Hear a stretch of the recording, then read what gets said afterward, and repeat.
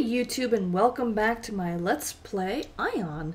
So this week I decided to mix things up a little bit, and I'm going to kind of go back and forth. I'm not ending my series with my Technist from Asmodee, but I decided to create a scout for an Elyos character instead, and I'm going to basically go between the two of them. So every other week I'm going to go between the Asmodian and the Elyos character, and here I decided to include my character creation so you can kind of see how the character creation works in terms of customizing the hairstyle, face, body, etc., and all of the kind of things that I did here. And I did speed up this process a little bit, but I did include everything. She is going to be called Valeria, a little bit better of a name than Salandru, is the name of my Technist. But anyway, yeah, I had a request for someone asking me to do a scout, an Elyos Scout, so I thought, you know, why not? And it'll help me from getting burnt out and bored from playing the same character for too long. So you will see the Technist again next week, but I just thought I would do an Elyos character this week and just kind of start her off, and you can kind of see all of the Elyos starting areas and how the Elyos compare to the Asmodians in terms of just character creation and the storylines and that kind of thing. So yeah. So here we've got her. I decided I was trying to find a hairstyle that would look good, because if she's going to be a scout, they can basically branch out to either be a kind of a hunter type class where they use ranged weapons, or a stealthy class where they can kind of stealth themselves and they get close up and they can do melee DPS, typically by backstabbing and that kind of thing. So that's kind of the breakout of the scout. The first 10 levels obviously is the same thing with my Asmodian, where you really don't have a choice. You're kind of doing a mix of both. But then when she hits level 10 and she gets elevated to Deva status, where I didn't have that choice originally for the Technist, because they didn't have the two separations of the classes at the time, with the Aether Tech and that kind of thing. So yeah, this is sort of like the opening sequence after you first create your character, and I cut out there's a cutscene and things, and I kind of cut that out because there's some copyright issues with including things like that. So there's this whole backstory of her basically being in a fight with some Asmodians and things like that. And so I just kind of skipped that part. I mean, we all know that the Asmodians and the Elyos, well, hopefully we know that they're at war with each other as well as against the Balar and all this stuff. There's this whole backstory thing. If you're really interested in the history of all of that, I can't include too much of that footage in these gaming videos just because of copyright. So if you're interested, go Google Aion history, and there's plenty of stuff written about it out there. One thing I realized after I created her is that I think I made her feet a little too tiny, and I'm finding it very distracting to watch her tiny little feet. And I apologize for that, but I didn't feel like going back and recreating her again, because I don't want to lose the name. I kind of like the name I got for her, so I was like, meh. I'm just gonna have to live with her tiny feet. So if anyone finds her tiny feet a problem, I apologize. But you'll see all sorts of, like, most people will, when they create their characters, will create a fairly normal looking character in terms of size and shape and that kind of thing. But every now and again you run across someone who's decided to go as freakish as they could with their character, with like freakishly big heads or freakishly tiny legs or whatever. So you know, as we play through the world and things, we'll definitely run into those every now and again. All right, so very similar starting area to the Asmodians, where first you wake up from some kind of slumber and you're like, hey, you lazy bum. And then of course here we do some gathering and things. And then we have to kill these, they're called caribs. They're a little bit different from the than the critters that we're attacking in for Asmodians and things. These guys look like they got like bull horns and stuff on them and things. The other guys look like more like rabbit-like. I think they're the sprigs versus the caribs and things. But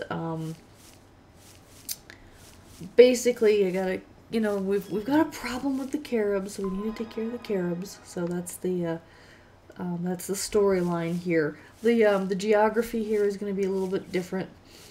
Here, you know, it's supposed to be warmer, sunnier, more green grass, that kind of thing. Although, to be perfectly honest, I think I've mentioned this with my, oh, and we're level 2 already. I think I've definitely mentioned this with my Technist, that Asmodee really doesn't look that dark and cold. I would expect a lot more ice and snow and a lot more dark, and there's a lot of green a lot more green than you would expect from a part of a planet that never gets sunshine. Because, like, apparently Elysia gets all the sunshine and Asmodee does not. I don't know. That's a, but they still both have day-night cycles, and there's a couple of things that I kind of have problems with in terms of how they tell this really interesting story, but then they're not really consistent with how they've developed the worlds with that story. I don't know. It's just, maybe that's just me. There's a little gathering quest, and then we'll be able to move on to the next area. Things go obviously pretty quickly at the very, very low levels, as we saw with Slonadru as well. Alright. And you'll notice that her main ability right now is basically she's got a dagger and she stabs things. She doesn't have any stealth abilities yet, or anything. She's just basically going around stabbing things. Alright, so now we get to move on. Check out the map down the road. And basically this episode's going to take her all the way through to the first town that she has to kind of base herself out of. So it's the equivalent to Aldel Village in Asmodee. And then I forget the name of the town here, but we'll see it when we get near the end of this episode. But first we run up the road, and then we meet a farmer who needs some help with some stuff. So we'll go help the farmer. Nice day, isn't it? Yes, we got problems with snufflers. So we'll take care of those snufflers for him. So you'll notice that the creatures here are in some ways similar, but in some ways different from the creatures that we run into on Asmodee. Alright, so I'm just kind of looking around, trying to get my bearings here. May Aion protect you. Alright, and now we're just going to go ahead and go find us some snufflers. So it's green snufflers that we're specifically after. And then we still have a quest to report to Polina and stuff. And I actually went and I did some more gathering and a whole bunch of stuff, so I ended up cutting out some of my footage there, just because I didn't want to bore everyone completely to death by me just sitting there picking flowers all day. Wow, what an interesting video game. Just picking flowers all day long. Alright, so there's our first grain snuffler. And I need a little healing there. And now we get to sneak up on someone else. And all of these caribs are non-aggressive. You'll notice in the mini-map down at the bottom right that they're all white dots and not red dots. That's the one thing I kept forgetting when I was first leveling Slonadru is to look down there, and that's how we establish what's an aggressive NPC and what isn't. Alright. So, should be the last one. And then we can turn that in and we can head to town, I think. I'm trying to remember if there's yet another thing. And yes, if I keep talking in the past tense, it's just because I did record this about 3 weeks ago. And I apologize I haven't put a new video up for a couple weeks. But I had oral surgery a couple weeks ago, or 3 weeks ago. It's been a while. And then my husband had nasal surgery to correct a deviated septum. And then last week I was out of town at a conference all week. And I was literally going from 7 a.m. to midnight every day. And I was only on my laptop, so I couldn't record or edit any videos on that thing anyway. I have a desktop at home where I do all of that with, so. Anywho, that's why I've been kind of a little absent and not posting videos and stuff. And I apologize, but, you know, the unfortunately bottom line at the end of the day, my gaming channel is going to be the one that gets sacrificed the most when life gets too busy for me. I can justify not doing gaming more easily than I can justifying, like, the vlog channel. It's my main channel. I kind of want to keep it going, even though I did miss a vlog 1 week, but I didn't miss one. I did post one last week while I was at the conference. That's one thing I can do when I'm traveling, is post vlogs. And then I've got my analytics tutorial channel, and that one is like really one of my most important ones. It's really tied to my business. My business is sort of one of my priorities. So at the end of the day, really, those two channels I maintain higher priority over this channel. And I do apologize for those of you who do enjoy my videos. There's just not a lot of you. If there were more of you, so if you guys would, you know, share and have more, help me get more people viewing, I might change my my priority on posting these gaming videos. But for the moment, I do appreciate every single person who watches these videos. I really do. But you know, again, there's just not a lot of you right now, so I just can't justify maintaining the videos every single week. I mean, I'm going to try. I definitely will, and I'm going to continue being as consistent as possible, but if I miss a week here or there with videos, you know, it's just because I've just gotten too busy, or just something came up and I just wasn't able to get any gaming done, much less any editing.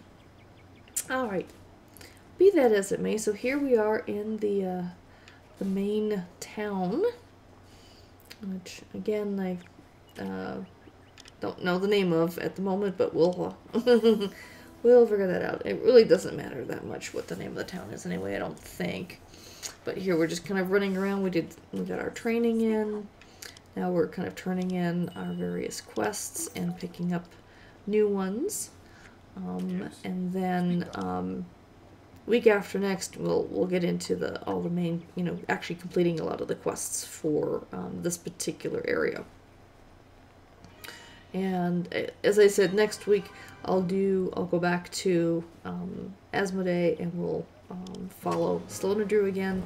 And so, like I said, I'm just gonna switch it off every week, different episode, just because it's just kind of interesting, kind of doing two different ones, especially looking at both sides of things. I mean, I could do that with World of Warcraft, except I just honestly really don't like the Alliance very much. Sorry for the Horde.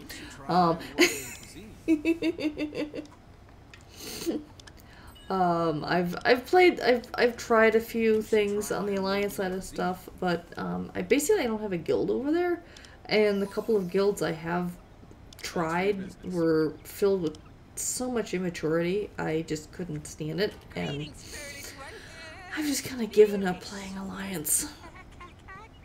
I've been Horde for so long, it's kind of hard to change. Whereas I'm not as married to which side I play on Aion. I've kind of played both. I have characters on both Elyos and Asmodee, and so it's like, you know, or actually it's like, okay, so anyway, thank you so much for watching this week. I'm rambling again.